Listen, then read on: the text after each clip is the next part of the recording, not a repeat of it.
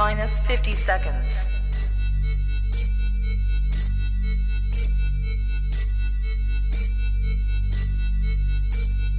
T minus 40 seconds.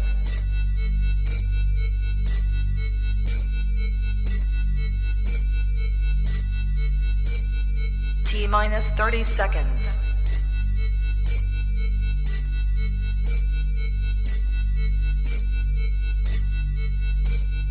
T minus 20 seconds.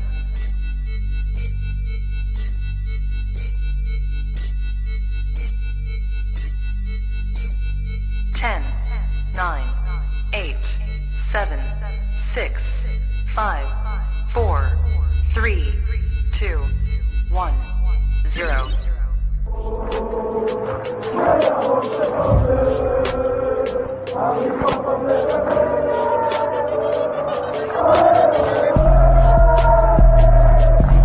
Shout out to Kop-Ish. Shout out to Kopish, guys. Keep all the good work the up. two legends, Emil Heskey, Howard Gill.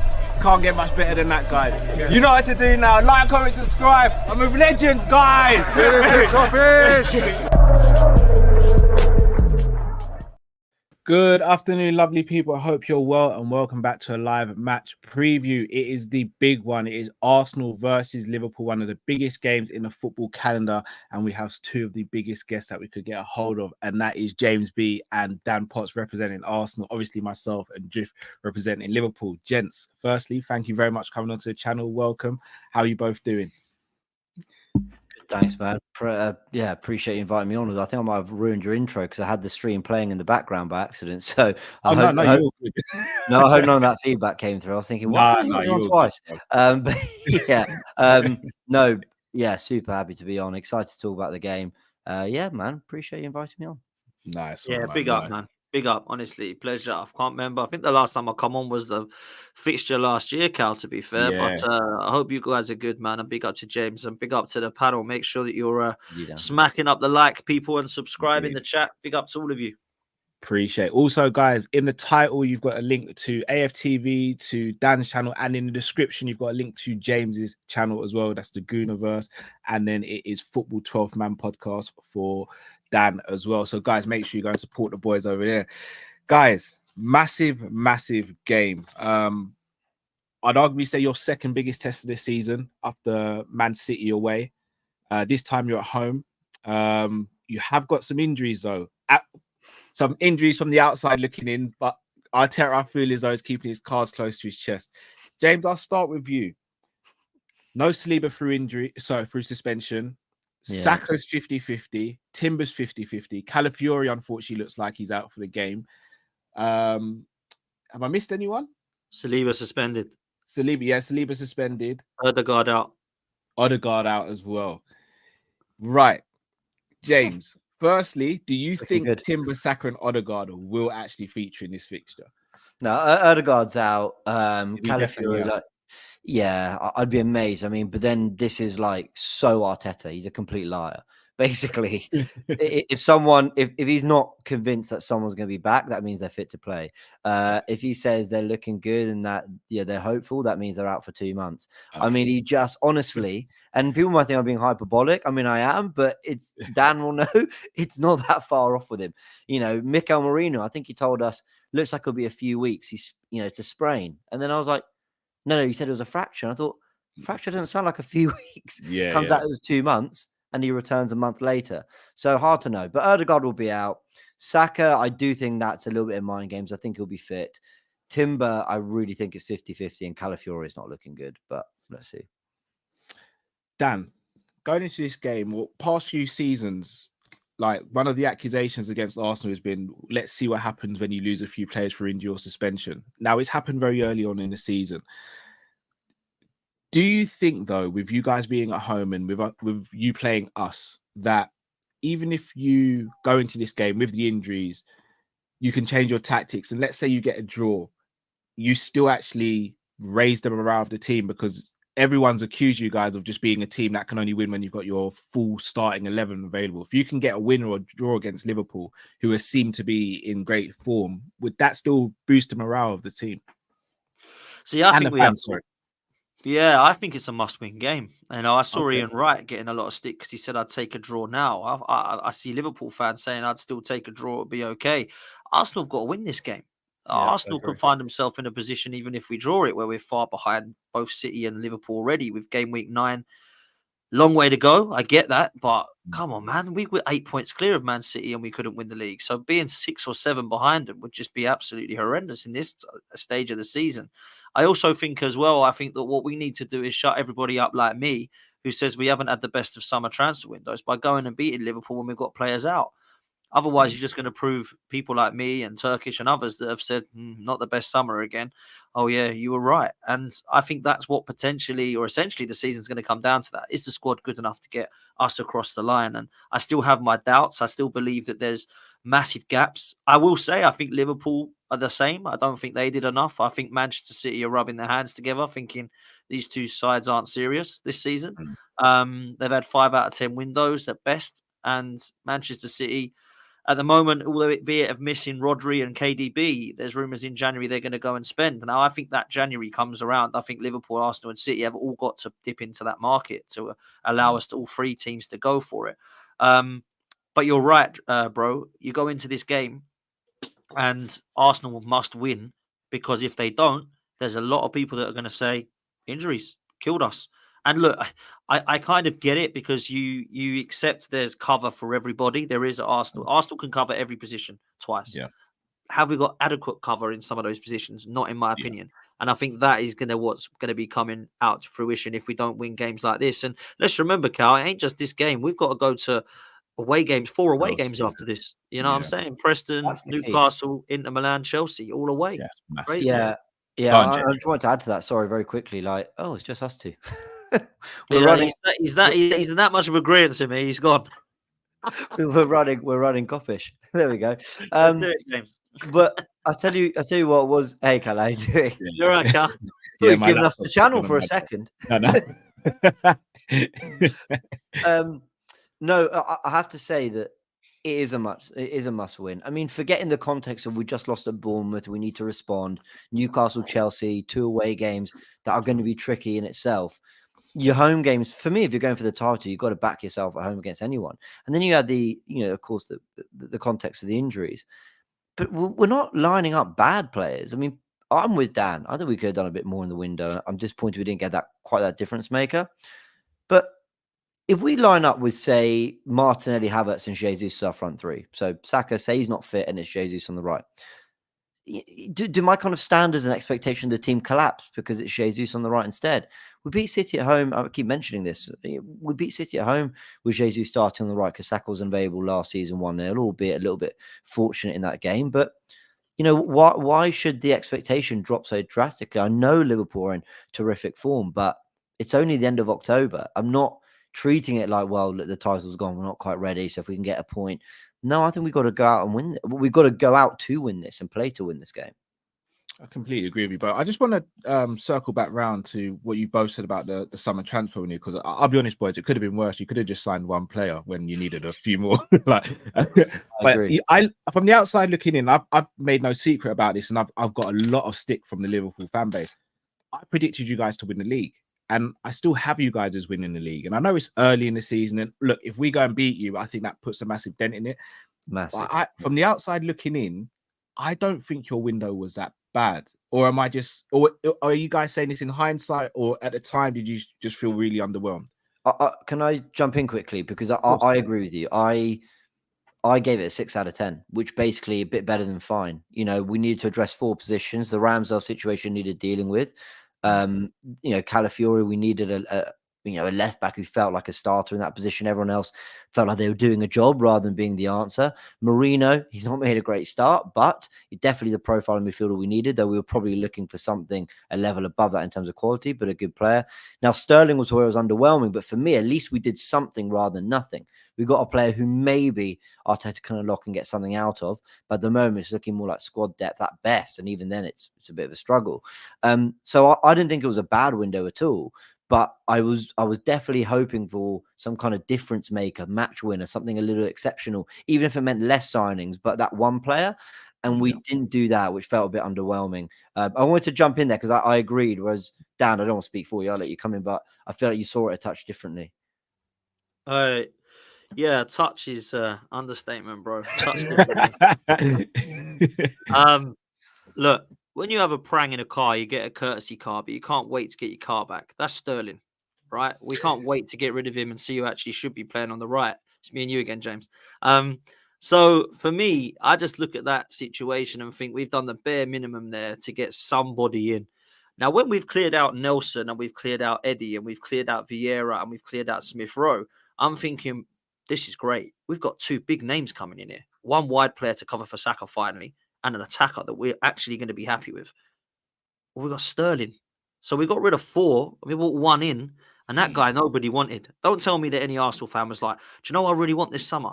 Raheem the Dream. That's who I want. Nobody said that. Everybody said we want Nico Williams and Gyökeres. Eze would be good. It's Isak's the dream. Unfortunately, we got Sterling. Now, I'm not knocking the Marino and Calafiori signings, but I don't think they take us to next level. I think they replace El Neni and they upgrade on Zinchenko. But I don't think you look at that now and go, wow, Neto, Calafiori, Marino, Arsenal already. They're getting across the line.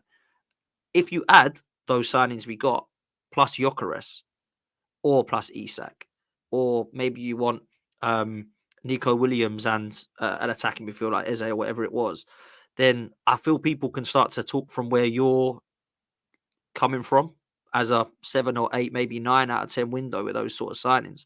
I just feel it's been underwhelming again when we actually needed to get the signing that gets us across the line. Because I don't know about you, but as a Man City fan or a Liverpool fan, if I'm looking at that Arsenal window, I'm thinking, oh, blimey, is that all they've done? Oh, that's right. Then we'll give them a good game again. I actually didn't. I might be in the minority, Dan, but I didn't. I looked at it and I really rate Calafiori. So I was like, I wanted us to sign Calafiori again. I made no secret about that. Mikel Merino, again, I think he's been doing brilliant at Sociedad. And obviously, Zubimendi is the guy that everyone talks about, but he's been going under the radar at Sociedad and been doing really well. So for me, it was the attacking options for me that was underwhelmed. I thought you would have tried to go for an Isak or a Gyökeres. I know you tried for Benjamin Sesko as well. And I think Sesko would have done really well. But at the same time, Kai stepped up, to be fair. Kai Havertz has actually stepped up. I'm not his biggest fan, but he stepped up. So, again, from a Liverpool standpoint, I'm glad you didn't go and get a Gyökeres or an Isak because I probably wouldn't do this preview of you guys. I'd scrap it off. But do you know what it is, Cal? Right? Sorry, just before James comes in, I know James sees it differently to me. I remember saying to a lot of people on my show and a lot of channels I went on, like, Christ, he must really trust this Ethan Nwaneri then. He's going to be playing loads. If Ødegaard gets injured, we're going to see him a lot. And it's not the case. So we might as well be playing Smith Rowe now. Because what was the point of getting rid of him? He's balling out of Fulham and we need this guy. And I remember thinking, God, I hope Ødegaard don't get injured. Because my God, who the hell have we actually got? Now, I didn't see Trossard stepping into that role, I must say. Obviously, Arteta saw that as an option. But it doesn't seem like Ethan Nwaneri is the guy that Mikel Arteta trusts. And I just feel like if you don't trust this guy, then you should have either kept Smith Rowe or bought somebody else that you do trust to play. And that's where I'm at with it. So, and the striker situation is a joke, if I'm honest. I mean, Jesus is still waiting for his goal in 23 games. That's 23 games now he hasn't scored. We've got Sterling, who looks like he's just running into players. And Havertz, if he doesn't actually have any, if we need something different, we haven't got anything coming off from the bench. So I think it's clear where we're still short, in my opinion. Yeah, the Nwaneri sort of what's the word?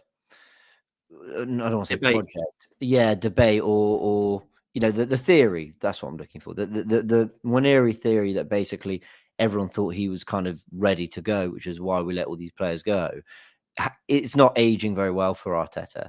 And Bournemouth told us that. Basically, I'm going to put Marino in the 10 because Martinelli, Saka and Ødegaard aren't fit to start. So I want Trossard back out wide. When you had Jesus on the bench, so you could have started Jesus. You could have kept Trossard in the 10, but he moves Trossard out wide. And in the absence of that 10, he goes, I'd like Marino, please, which felt very strange. And, you know, across the YouTube, there's some people doing fantastic analysis and breakdowns on players that we sign or whatever. And unless I'm wrong, and feel free to send me links, people in the chat, if I am wrong, I don't remember anyone saying, get Marino, he can play in the 10. Like, no one was like, oh, he can also be a backup to Ødegaard, so go for him. Now, I know he's played for Spain. Fine, good on him. But on what I've seen for Arsenal, it didn't work. And Arteta then opted to switch that back up immediately when we faced Shakhtar. So that's the one that's aging quite badly for him, Mikel. But I think what Dan and I are saying can both kind of be true. I know, Dan, you do see it differently, but you said the window was underwhelming. I mean, I didn't go into the window wanting a 6 out of 10. I wanted an 8 or 9. So the fact that I see you as a 6, I'm still underwhelmed. But I can see that I think some good was done. I think the line that most people disagree with me on, I think we did come out with a better squad than we went into the window with. And that's where a lot of Arsenal fans disagree. And that's fine. And at the moment, it looks like I might be proven wrong. But I did feel that ultimately we came out with something better. Was it enough to win the league? It's being tested now. Let's put it that way. Do you know what as well, right? Just quickly. This is going to sound proper like Arsenal are in the doldrums here. We're not. We lost 2 games in 2024, right? So let's not act like we're some team who's trying to claw out a win. I just don't quite get at the moment where the team's going. So what I mean by that is there's a lot of players that we signed that aren't playing in the positions that we thought we signed them for. Now, some of that is definitely because we've got some injuries, and I get that. But when we signed Ben White, it was a 50 million centre-back that's now turned into a right-back. When we signed Timber, it was a right-back or right centre-back cover that we've been playing at left-back for most of the season. When we signed Calafiori, it was like, wow, we've got this left-sided centre-back who's going to partner Saliba one day, and we're going to have a brilliant...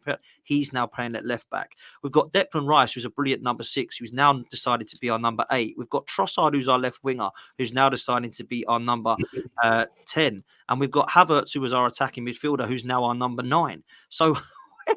what is actually going on here? Can we not just sign a player that actually is close to playing that position? Do you know what I'm saying? Like, let's just get a striker that is actually a proper finisher, out and out number 9. Let's get a left winger that actually can play left wing and annihilate players. Let's go and get that attacking 8 that we believe is going to be able to complement and partner Ødegaard. I don't know if you feel like that, James, but I feel like the versatility is great. But everybody's kind of just playing a little bit of everywhere. Where are these guys' actual positions? Is my question. No, I massively think that. Sorry, Cal, we've kind of taken over. Yeah, we have. Sorry, I'm not going to lie. This is music to my ears, guys. I'm not going to lie. So no, you guys go ahead. Well, and Drifty, what the hell am I doing welcoming you to your channel? But good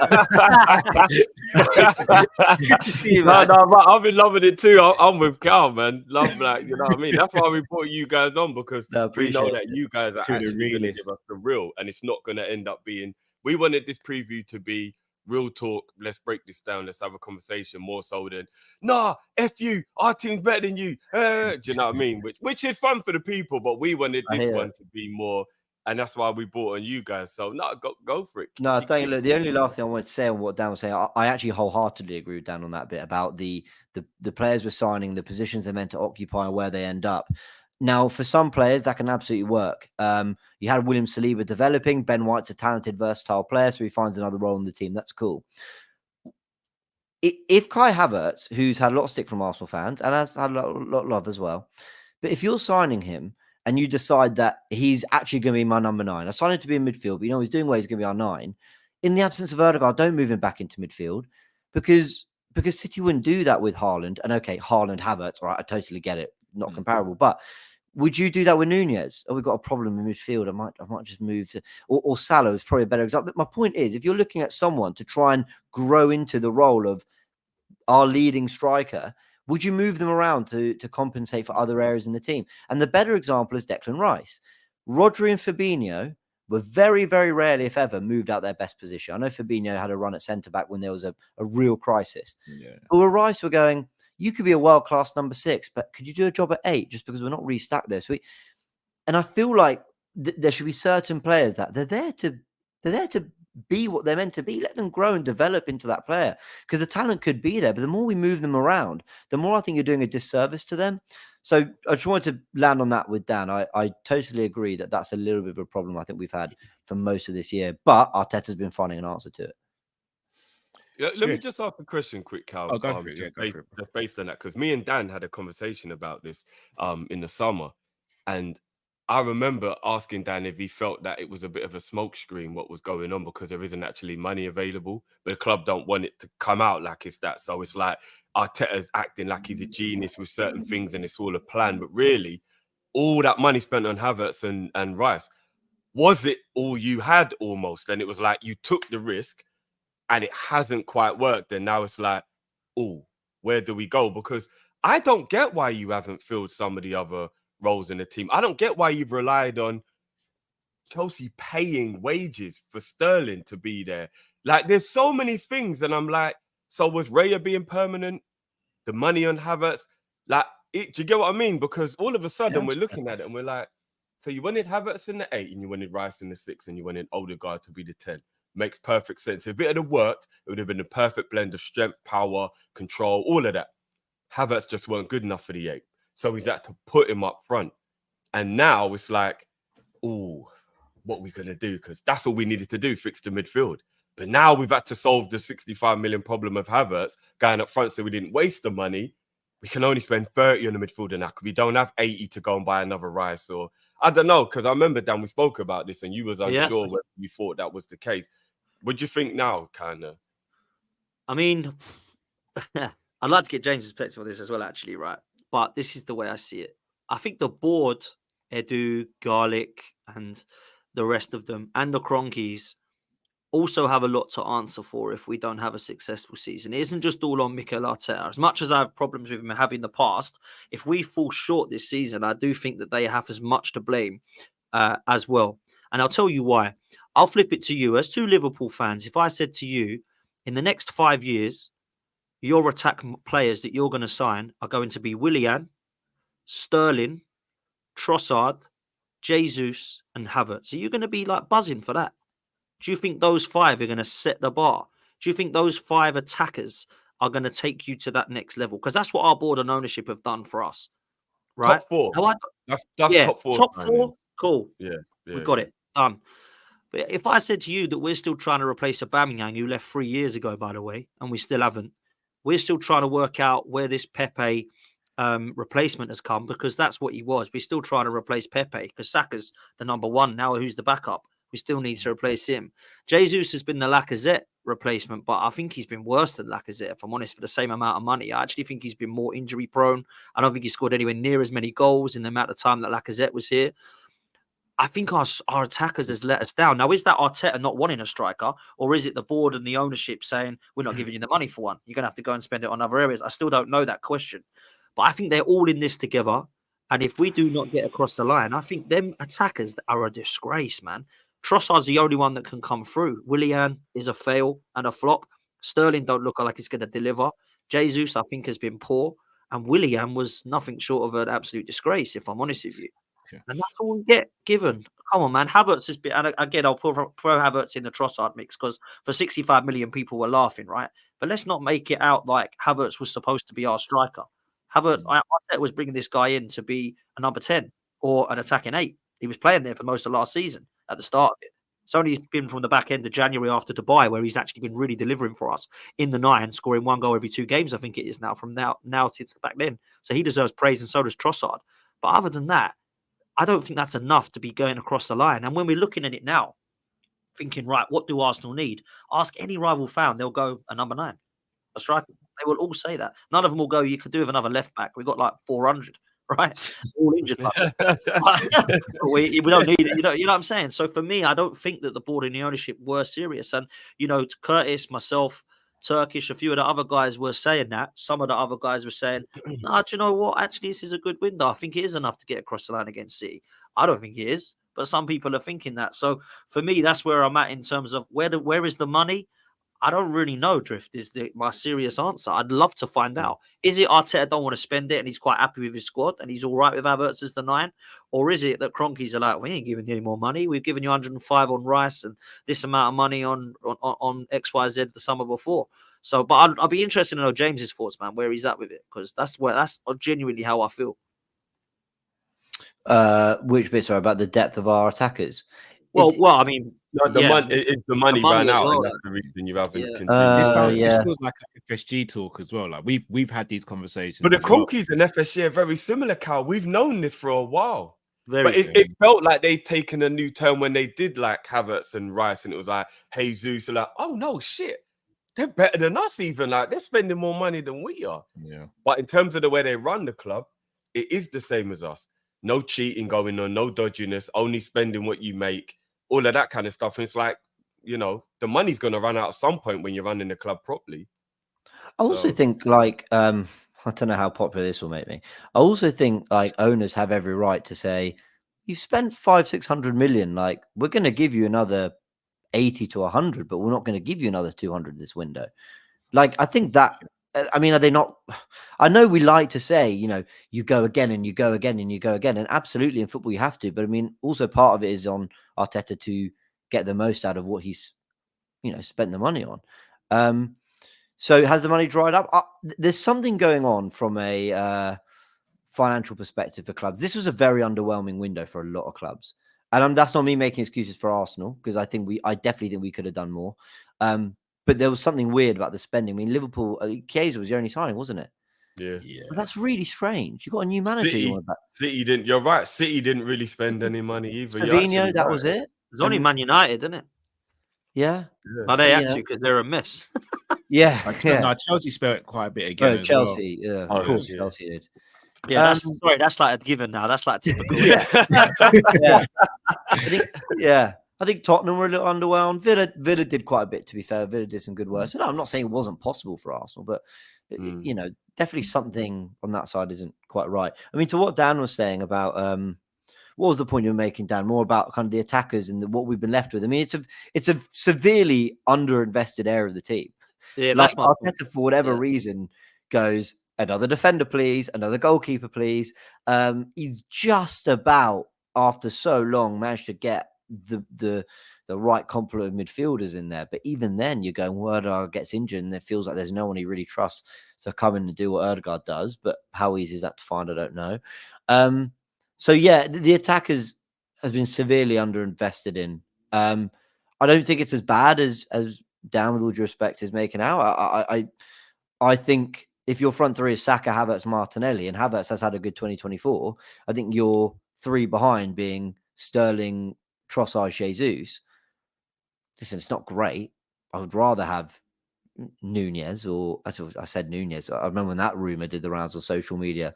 We weren't sure about that. So, but he's obviously done well for Liverpool. There's others that have better depth, but I don't think we're in a terrible position when it comes to depth in our front three. But it is underwhelming for what we went into this window, wanted to add a difference maker that could come into the front three, and we didn't do that. We severely underdelivered on that. So that's why I feel underwhelmed. I hear it. I feel like as well, just on the FSG and Kroenke similarities, just quickly. If I remember, and James will remember very well, when the Ozil and the Sanchez and the Aubameyang situation, contract-wise, was coming to an end, and I wanted heads to roll. Now I'm looking at you guys. We have some idiot upstairs in your boardroom as potentially allowing Trent to go on a free. That is a criminal, sackable offence if that happens. Like heads need to roll. Like heads need to roll, man. And I was speaking to Grizz about this. And apparently, the guy who's done that is no longer involved. But my goodness, man, that is an absolute disgrace from them. And like for your board and your ownership to allow like Chiesa, are we happy? Right, Arnie Slot's coming in. Go on then, son. You've got the tools to win a league.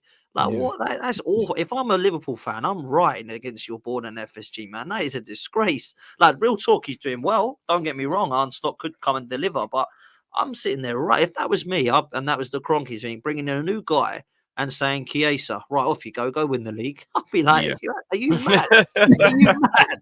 Like, it's the reaction we had, bro. It's the same reaction we had. We really did. Like, we wanted heads to roll. We wanted new owners for a while, though, on this, like me, Matt, and Drift. But I don't think the appetite's there from the overall fan base. I think you'll get people like us who want it, but the overall fan base are pretty much happy with FSG. I'm sorry, guys. I'm dog sitting and he's quite needy, so carry on. It's about the majority, isn't it? Because you're in a minority, but like for me, you're talking sense. Because I've always been in the minority of my fan base, unfortunately, as well. Wow, that's a cute dog, James, by the way. I've always been in the minority of my fan base as well, and I feel like there's that want and need to kind of get frustrated about what you need and what you're receiving. For me, when you've got Van Dijk, Salah, and Trent that are all on a 1 year now, I'm looking at it thinking, how does that happen? And if it does, who needs to get sacked? Because someone ain't done their job, man. That's what I'm saying. It's crazy. It's real. Absolute fact. James, he's not called Win, is he? No, he's called Trophy. He's called Trophy. Yeah. You guys are never going to live that one down. I can't lie. No, He's right, boys. Want to move back to the game? So, at the Emirates, both teams have enjoyed good wins. But if I was to put you both on the spot and ask you, what's your best win over Liverpool at the Emirates? What would it be? James, I'll start with you. At the Emirates? Yeah. We haven't had that many. You actually do quite well at the Emirates. You've had a few, you know what? For me, the one I enjoyed the most was back in February, the 3-1, because the three of us, along with City, were in a title race. It was Jurgen Klopp. I know you're missing Salah, and I think even who else was missing? There's someone else you're missing as well. Trent was missing for that one. No, there you go. Played the first half. Oh right, okay. I mean, that was the FA Cup, wasn't it? In the league match, didn't he miss that one? No, he came off in the FA Cup, but he played the first half in the league game and then came off. Oh, okay. I mean, that felt a big one. We were 5 points behind you. We needed to win. We had some luck with the Van Dijk Alisson error. You guys had some luck with the equaliser, but I felt we deserved the win that day, and I felt that it was a bit of a listen. Arsenal over the last 10 years have rarely been able to say the sentence I'm going to say right now, which was it felt like a bit of a flex from Arsenal. And obviously with everything you guys have done under Klopp and the Premier League title and the Champions League, in a lot of ways, we cannot flex on Liverpool in the last 10 years. But that game, there was a lot of talk about Liverpool being favourites and you guys were going to win and sort of open the gap that basically pushed us away. And I just felt like, hold on, we finished above them last season. We're a good side. Let's remind everyone what we're about. And we did that in that game. That's why I enjoyed that so much. We lost the FA Cup game only a week or a couple weeks before that, or a month before that to you guys. Yeah. But, you know, I felt we should have been 2-3-0 up at half time. So, like, it was good to get that win. But we haven't had that many. We haven't won at Anfield since, like, 2012. I think Diaby, Cazorla days. And Klopp always did pretty well at the Emirates. Always made it, you know, really difficult for us. So there might be... You know, I remember playing you guys in the Champions League in like 2008, I think. We drew 1-1. We couldn't even beat at the Emirates then. So yeah. I think it's probably that win. Can you think of one I'm forgetting, Dan? I can't think of any other big... The 4-1 was good. Yeah. Sanchez, Giroud, that was good. I think that's the one I'm thinking of, where we were like 3-0 up at half time or something mad. We just destroyed you. That's the one I'm thinking of. They actually will go to 2 seasons ago. Martinelli scores within like the first 3 minutes. Yeah. Trent has a bit of a nightmare.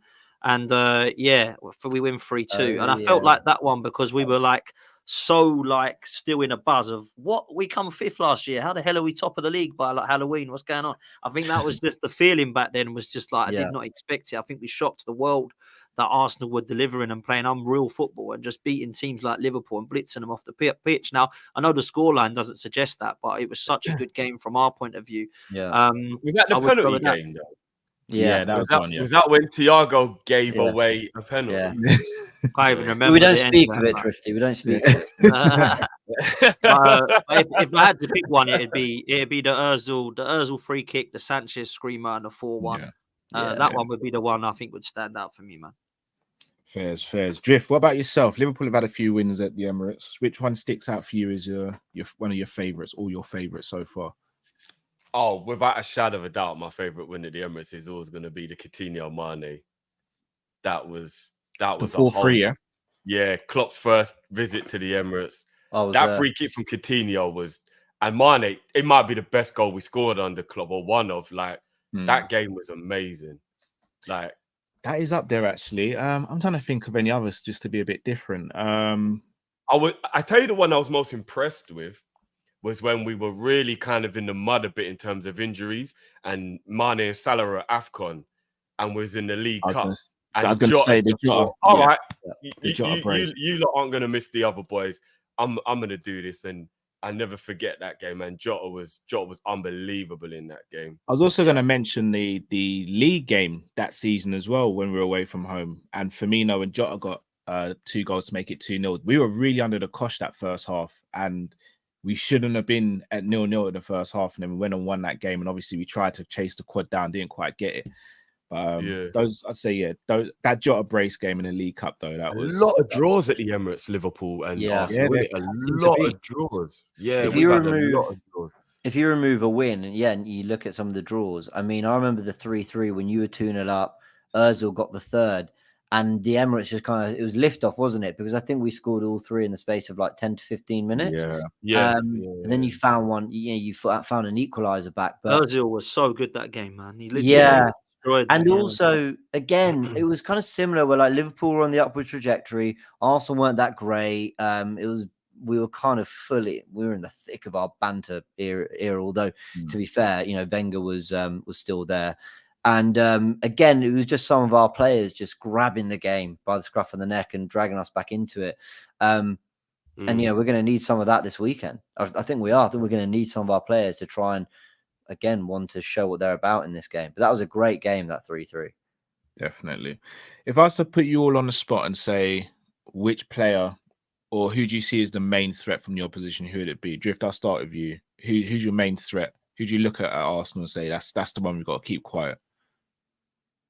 Out of the people that are available, Saka. If it wasn't Saka, then it would be Odegaard.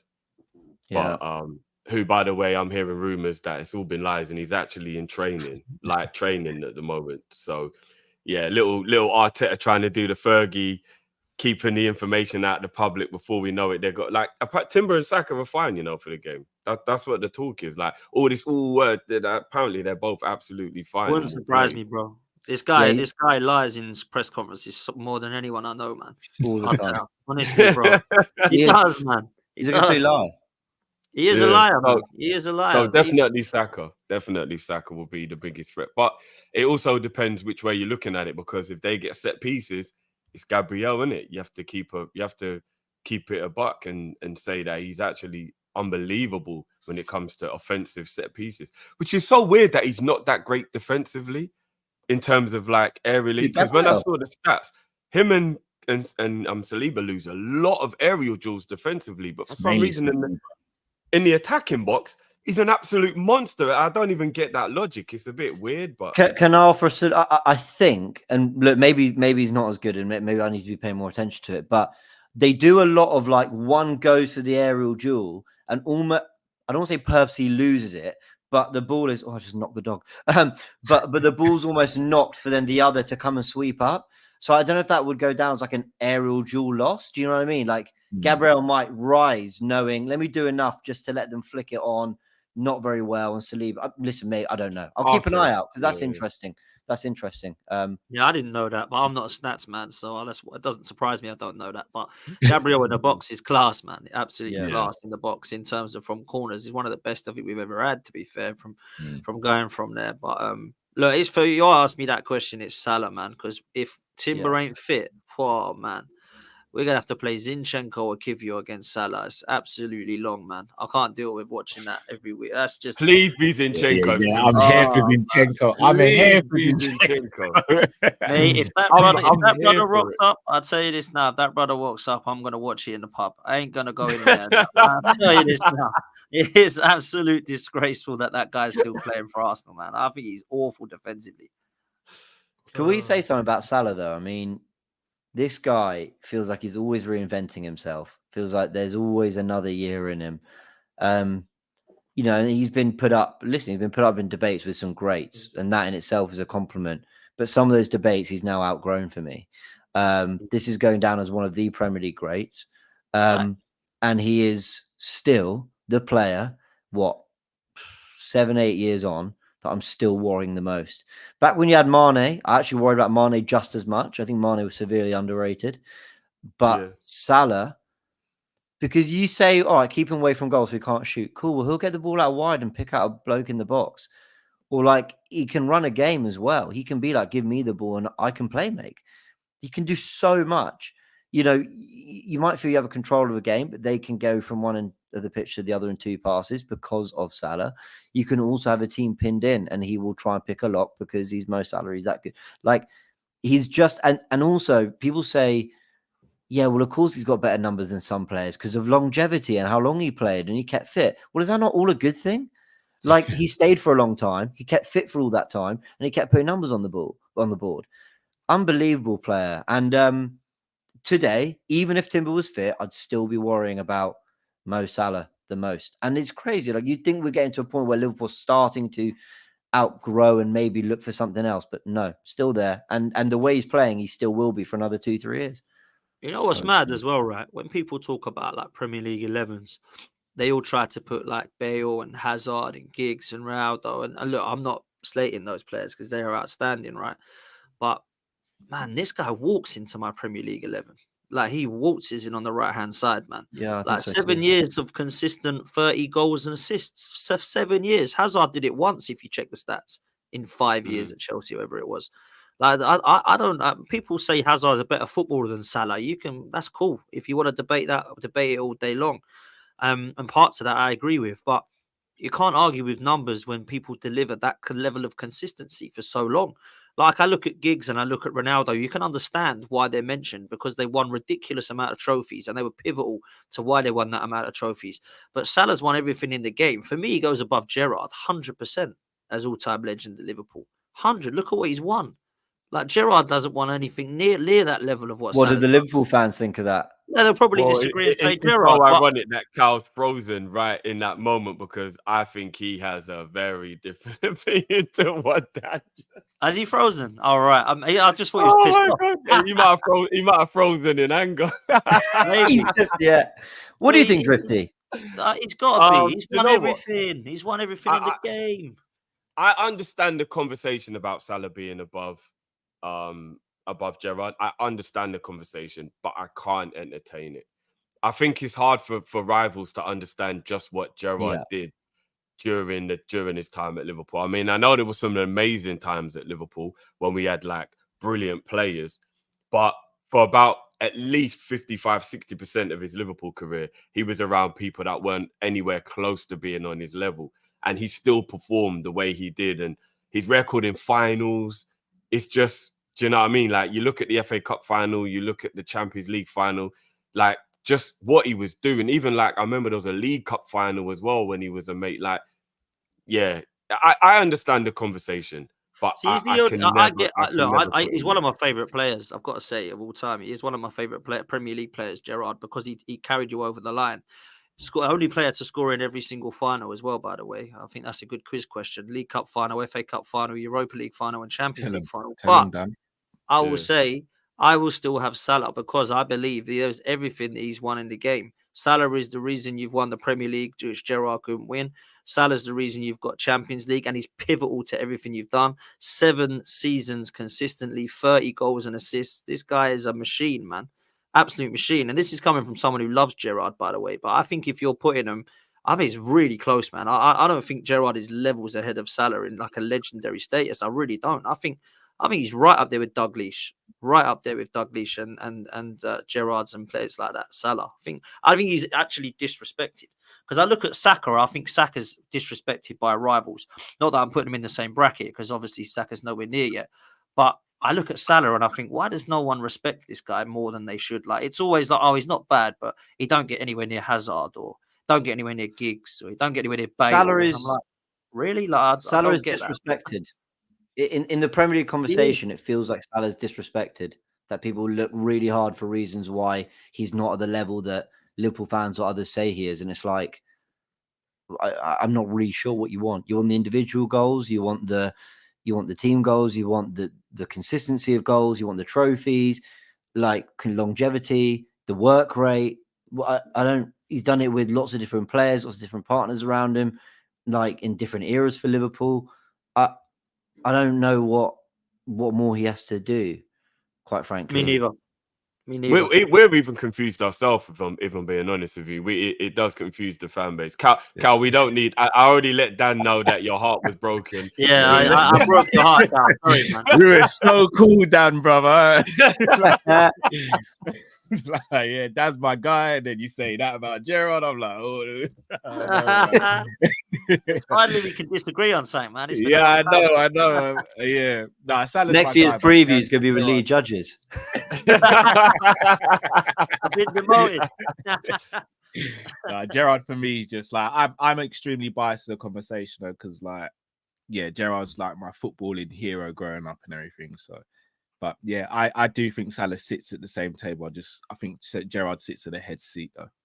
Can I ask you guys? Sorry, we're taking over the show again. I'm so sorry. No, not at all. Can I ask? I've got a question for Liverpool fans, and I want to really be careful how I word this, because I don't want for 1 second Liverpool fans to think that I'm like underrating what Liverpool or Slot are doing in any way, shape, or form. 11 wins in 12, unbelievable.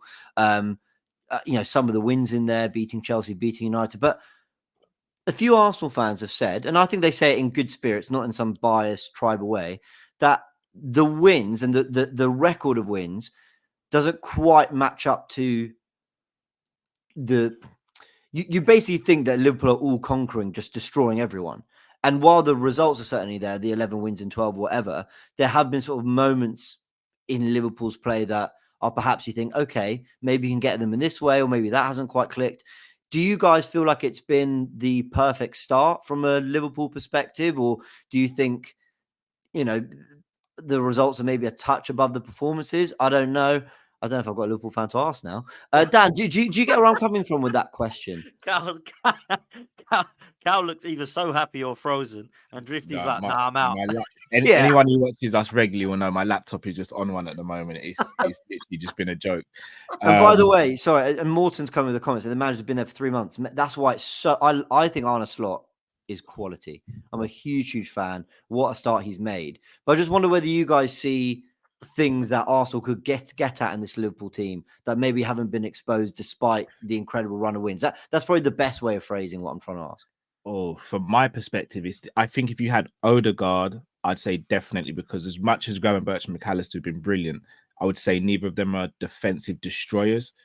And I think you have to really get physical and destroy anything that Odegaard is trying to build. It's going to sound really arrogant. Unless Martinelli has a blinder and Trent doesn't have a good game, not saying that you can't beat us, because you obviously can, you're a really good team. I don't see where the weaknesses are that you exploit. Like, I think you can have a good game and beat us, but I don't think there are necessarily weaknesses to exploit. Whereas in the past, I think there has been. I think the way Slot set us up defensively, I think the form of our defense at the moment, maybe Kelleher having a bad game, because I personally think Alisson's the best goalkeeper in the world, even though I think Ray has probably been the best goalkeeper so far this season. Again, it probably sounds really arrogant. I might have egg on my face on Sunday afternoon or Sunday evening, but I will for suggesting it. But I just wonder whether there are weaknesses there that maybe aren't being highlighted by the results.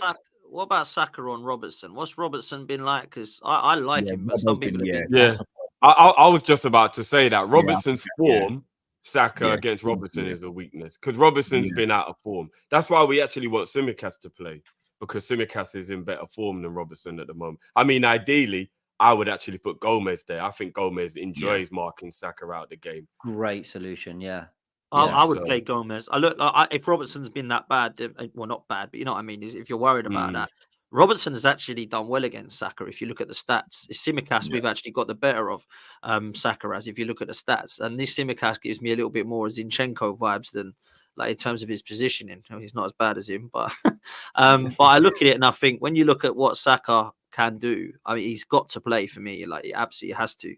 Him and Timber, if we play Saka and Timber, my score prediction is a lot different to if we don't have Saka and Timber. Let me tell you that. In terms of weaknesses, I don't really see. It is literally your attacking fullbacks. We're hoping Trent and Robertson just want to bomb forward, so Martinelli and Saka can get in behind. If they don't do that, and Slot's not allowing them to do that as much, which I'm hearing defensively, you've been a lot more sound.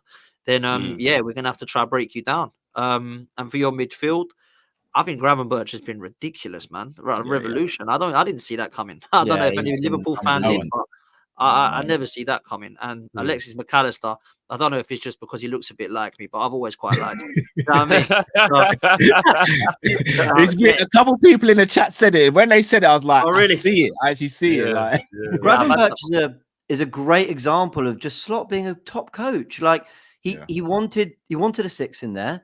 But he went, okay, I've got this player, didn't quite happen from last season. Let me reinvent him a little bit and let me get some physicality alongside some of the other profiles. By the way, incredibly technical player too.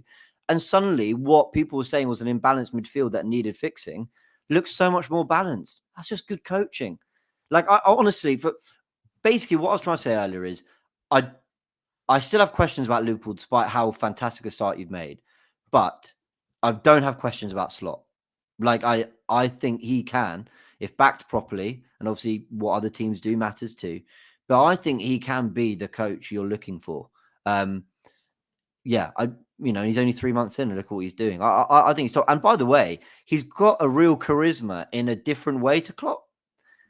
Do you know what I mean? He's very charismatic, but not in the same way. Yesterday we said this. Yeah, he's starting to come out of his shell, James, and we're loving it. Like he started very like, oh, don't know what we're even getting here, and now he's slowly he's like, yeah, here comes the personality.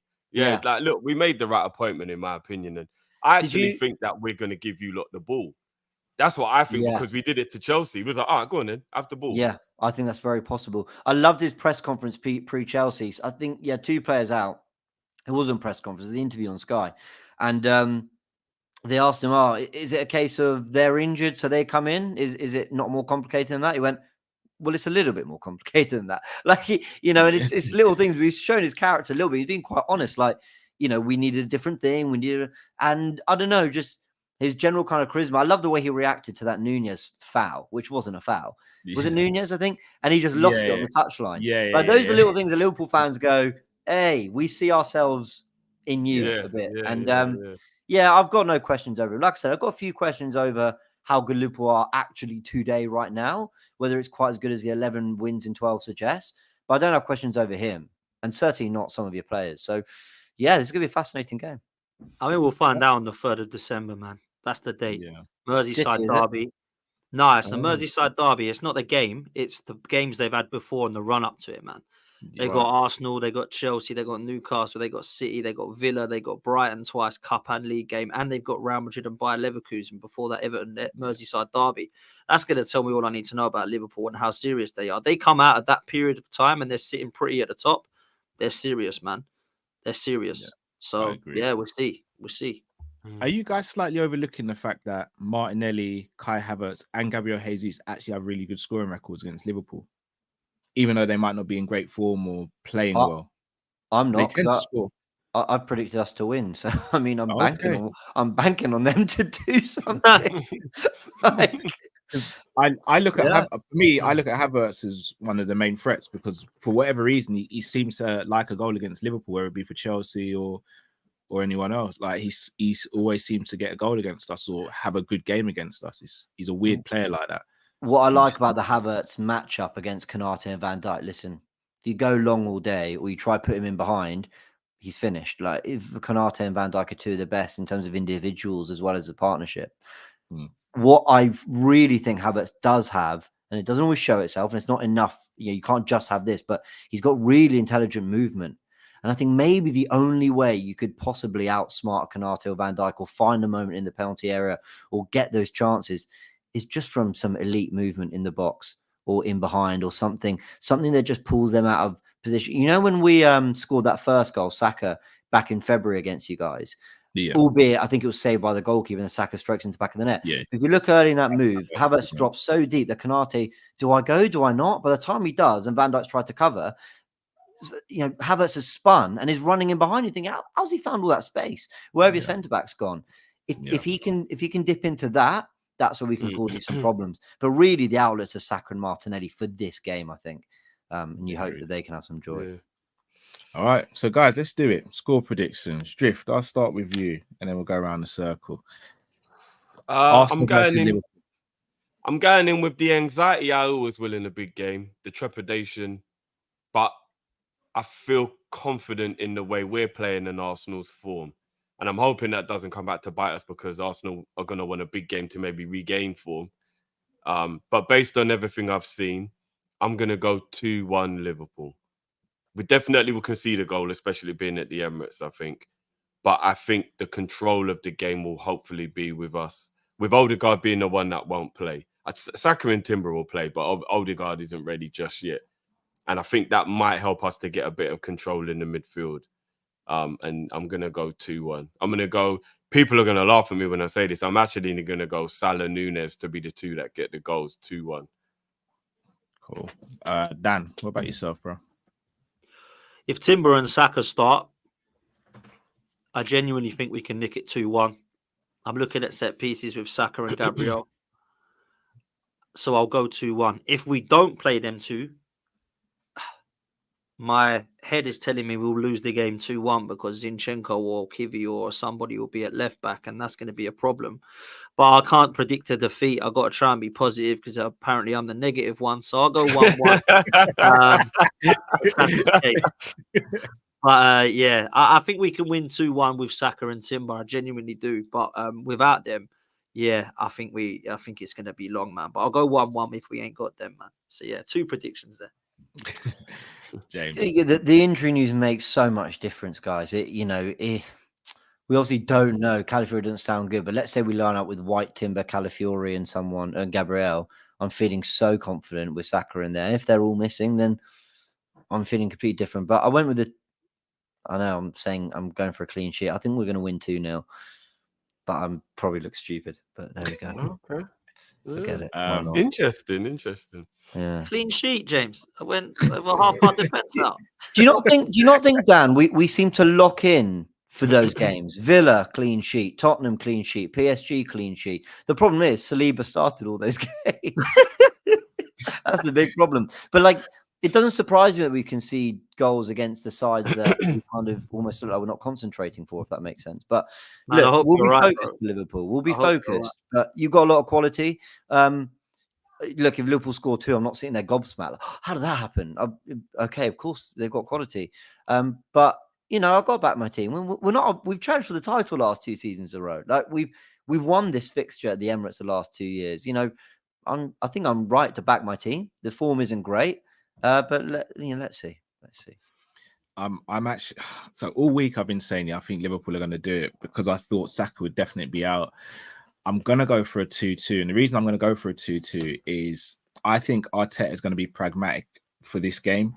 And I think because of the injuries, because of it being Liverpool, I think the fans will actually accept it this time.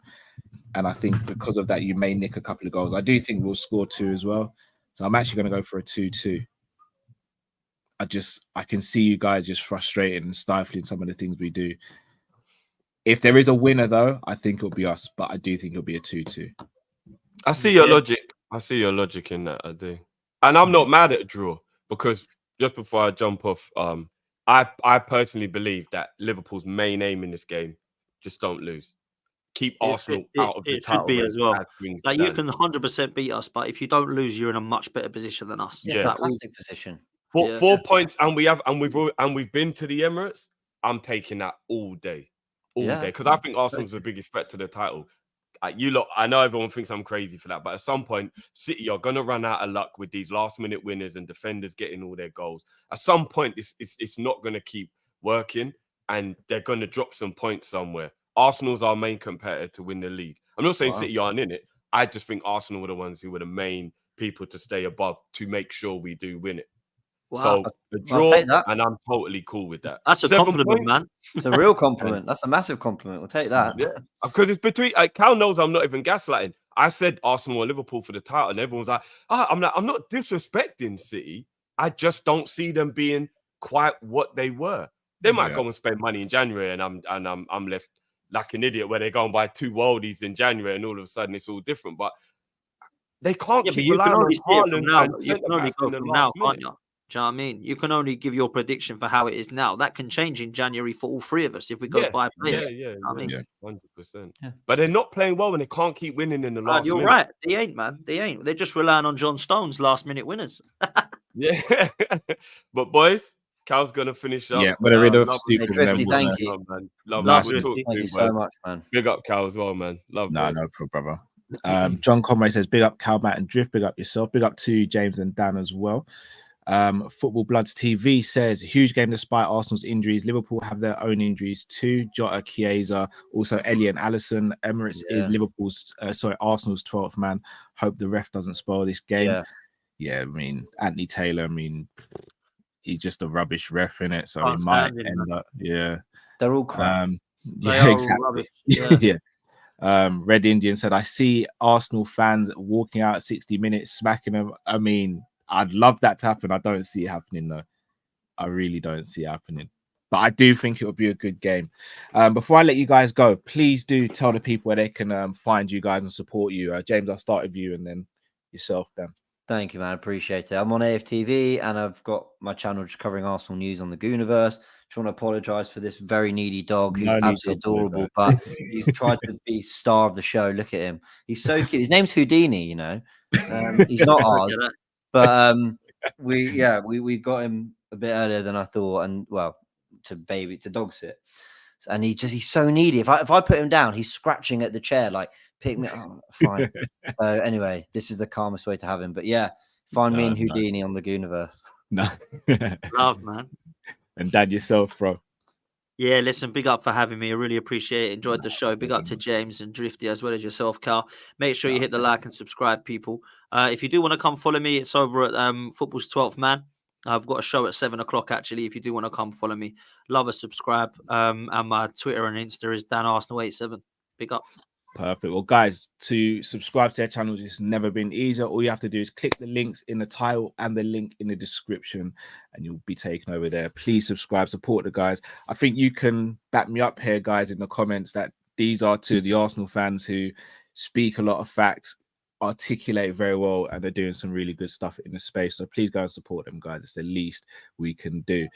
Brothers, obviously we won't speak probably until after the game, so I'm not going to sit here and lie to you and say good luck. I'll just say let the best team win on the day, and hopefully nothing does spoil it, like bad refereeing decisions or anything. I hope it's just a good game and there's a fair result where there's no controversy, because those are the best games. So hopefully it happens.